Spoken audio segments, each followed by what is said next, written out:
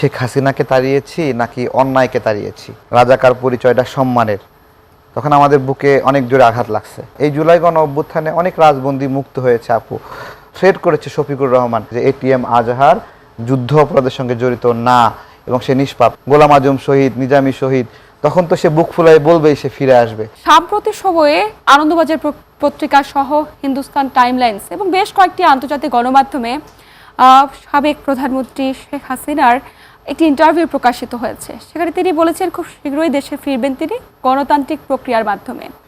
জুলাই গণ অভ্যুত্থানে আমরা শেখ হাসিনাকে তাড়িয়েছি নাকি অন্যায়কে তাড়িয়েছি, আমার জিজ্ঞাসা।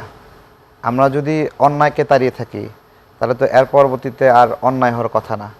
আমাদের একটা ব্যক্তিকে তাড়াতে হবে, একটা ব্যক্তিকে, সেই ব্যক্তিকে তাড়ানোর তাড়না যে তাকে সরাতে হবে, এই তাড়না ছিল সবচেয়ে গুরুত্বপূর্ণ।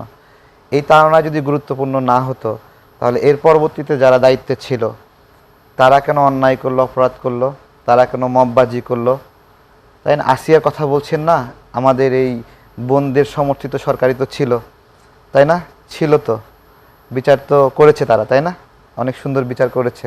এই যে ধর্ষণের শিকার হলো, ধর্ষণের বিচার যদি সঠিকভাবে না হয়, এরকমভাবে আরও ধর্ষণ হয়, আরও ধর্ষণ হয়, আরও ধর্ষণ হয়, তখন কি শেখ হাসিনা ওই কথাটাই বলেছে? এবং আমিও একটু উল্লেখ করতে চাই যে সাম্প্রতিক সময়ে সাবেক উপদেষ্টা জনাব মাহফুজ আলম একটি বিষয়কে সামনে নিয়ে এসেছেন যে সেদিনই আওয়ামী লীগ ব্যাক করেছে যেদিন 24কে 71-এর বিরুদ্ধে দাঁড় করিয়ে দেওয়া হয়েছিল। আসলে তিনি সিম্বলিক অর্থে কোন দলকে বোঝাতে চেয়েছেন এবং এই কথাটার কতটুকু গ্রহণযোগ্যতা রয়েছে?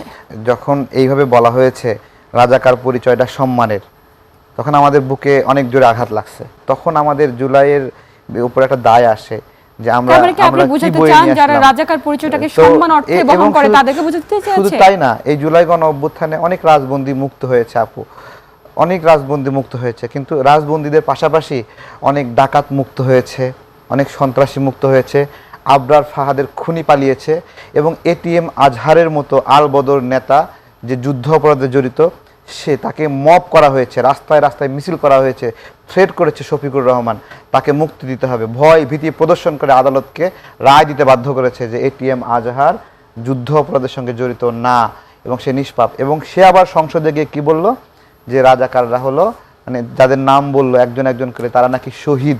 তো এই সব কিছু মিলায়ে ওইটাই আবার আমার মনে হচ্ছে যে আমরা শেখ হাসিনাকে তাড়িয়েছি নাকি অন্যায়কে তাড়িয়েছি, নাকি মানে শেখ হাসিনার কথা বলার যৌক্তিকতা আছে।